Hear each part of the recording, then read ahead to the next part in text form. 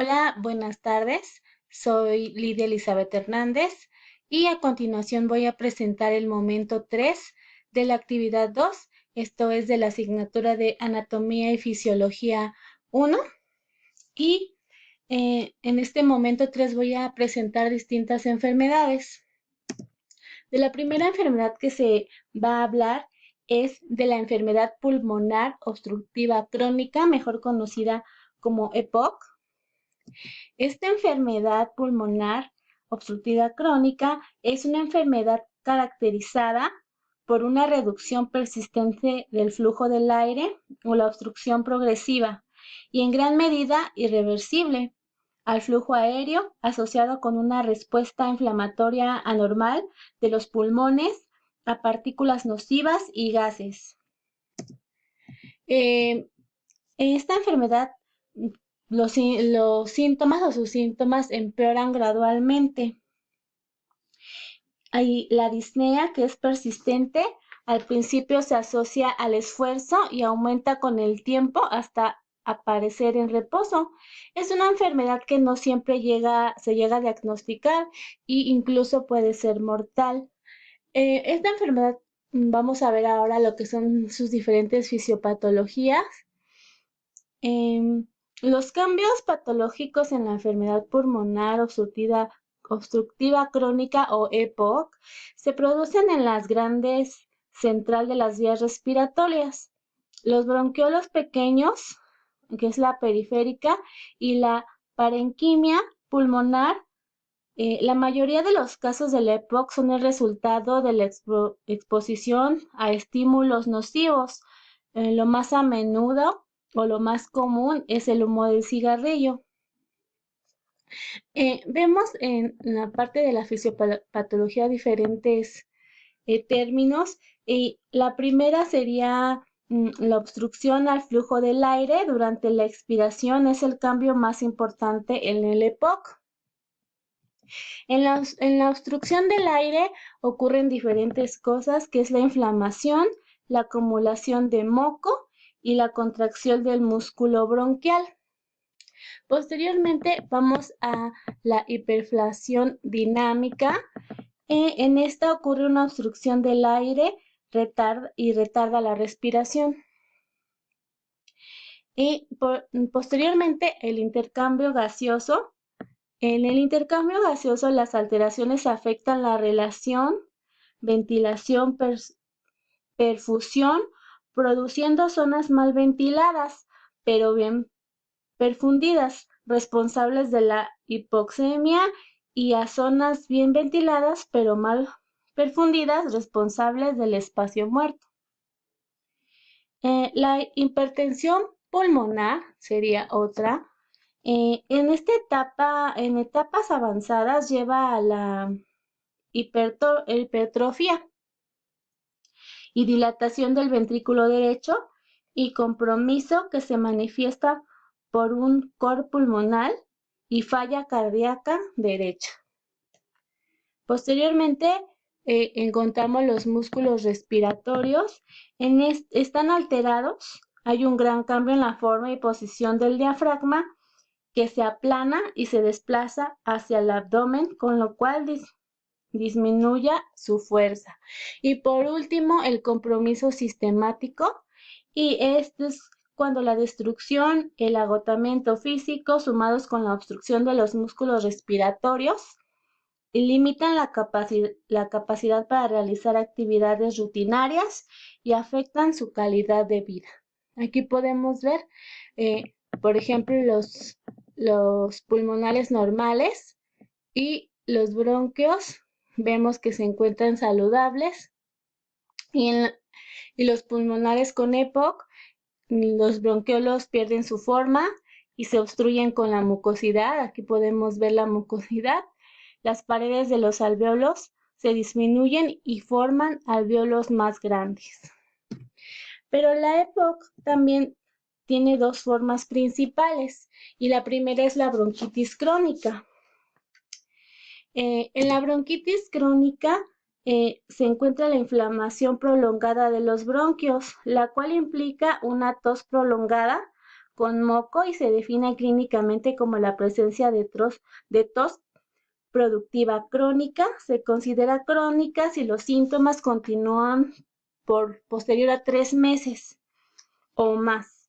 El recubrimiento bronquial se inflama y constante exposición a tales contaminantes comienzan a causar daño en los bronquiolos. Esto ocurre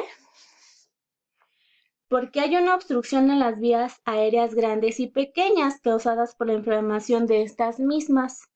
Hay edema, hiperplasia de las glándulas submucosas y una producción excesiva de moco en el árbol bronquial.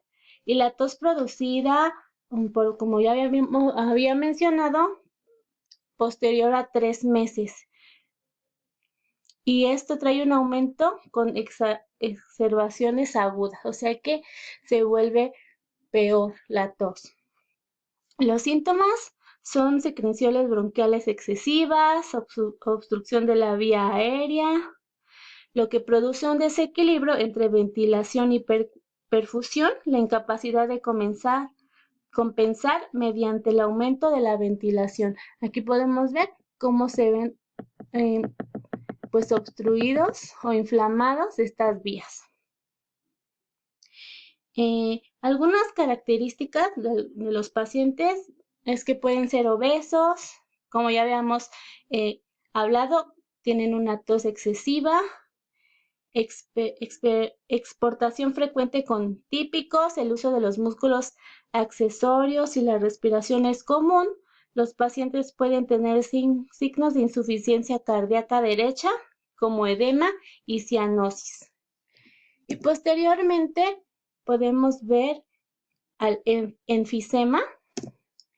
El enfisema se define patológicamente como un agrandamiento anormal permanente de los espacios aéreos distales a los bronquiolos terminales, acompañado por destrucción de sus paredes y sin fibrosis obvia. El enfisema se caracteriza por la dilatación anormal de los espacios aéreos distales al bronquiolo terminal, con destrucción de los tabiques alveolares, pero sin fibrosis evidente. El bronquiolo terminal, que es la vía respiratoria no alveolada más distal del árbol bronquial, ventila una unidad pulmonar denominada acino.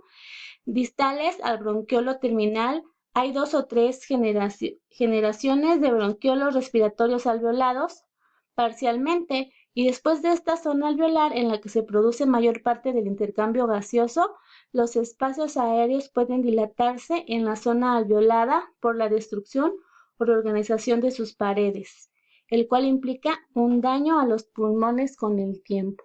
Podemos ver aquí algunas imágenes de un alveolo normal y un alveolo con enfisema. De igual manera en esta imagen. La alimentación del flujo del aire del enfisema es debido a la pérdida de la retracción elástica y la disminución de la inmovilización de las vías respiratorias, mientras que la bronquitis crónica conduce al estrechamiento de las vías respiratorias, calibre y aumento de las resistencias de las vías respiratorias.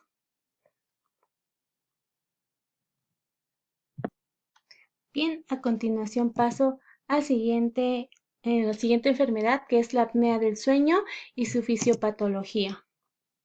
Este es un trastorno del sueño que implica el cese de la disminución significativa en el flujo de aire en presencia de esfuerzo respiratorio. Es el tipo más común de trastornos respiratorios del sueño y se caracteriza por episodios recurrentes de colapso de la vía aérea superior durante el sueño. Su fisiopatología es causada por el colapso de los tejidos blandos en la laringe. La presión transmural es la diferencia entre la presión intraluminar y de la presión del tejido circundante. Si la presión transmural disminuye, el área de sección transversal de la faringe disminuye. Si esta presión pasa por el punto crítico, se alcanza la presión de cierre de la faringe y exceder la faringeal presión crítica provoca un gigante de los tejidos colapso hacia el interior.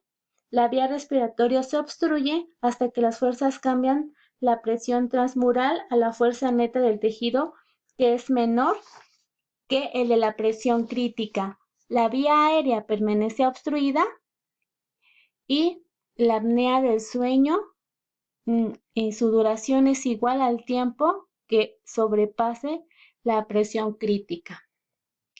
La mayoría de los pacientes con esta enfermedad demuestran la obstrucción de la vía aérea superior a cada nivel del paladar blando, es decir, nasofaringe, o al nivel de la lengüeta, es decir, ortofaringe. Las investigaciones indican que ambos factores anatómicos y neuromusculares son importantes. Podemos ver en cada una de estas imágenes, por ejemplo, en esta, la respiración normal, vemos que las vías respiratorias superiores se encuentran despejadas y abiertas y vemos que el aire fluye libremente.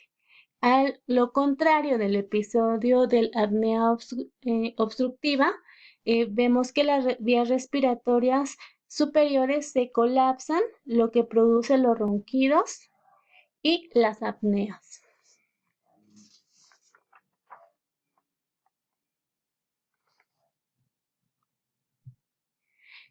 Y por último, pasamos a la última enfermedad, que es el asma, y vamos a ver su fisiopatología. El asma es una enfermedad crónica muy común en todo el mundo. Esta enfermedad crónica es muy frecuente en la infancia, ya que afecta un estimado de 7 millones de niños. Esta enfermedad también provoca que las vías respiratorias se hinchen y se estrechen. Cuando se presenta un ataque de asma, los músculos que rodean las vías respiratorias se tensionan y su revestimiento se inflama. Esto reduce la cantidad de aire que puede pasar por estas, lo que hace que se presenten sibilancias, dificultad para respirar, opresión de pecho y tos. La fisiopatología del asma es compleja y consiste en la inflamación de las vías respiratorias, la obstrucción del flujo aéreo intermitente y la hiperreactividad bronquial. El mecanismo de la inflamación en el asma puede ser aguda, subaguda o crónica, y la presencia de edema de las vías respiratorias y la secreción de mucosidad también contribuye al flujo del aire, obstrucción y reactividad bronquial. Diversos grados de células mononucleares y la inflamación de eosinófilos, la hipersecreción de moco, descamación del epitelio, hiperplasia del músculo liso y la remodelación de las vías respiratorias también están presentes. Podemos ver, por ejemplo, en estas imágenes cómo se muestra la vía respiratoria normal y una vía respiratoria inflamada y estrecha por el asma. También en esta imagen podemos ver cómo es el asma. Con esta información doy por terminado mi actividad 2 de más bien mi momento 3 de la actividad 2. Agradezco su atención. Muchas gracias.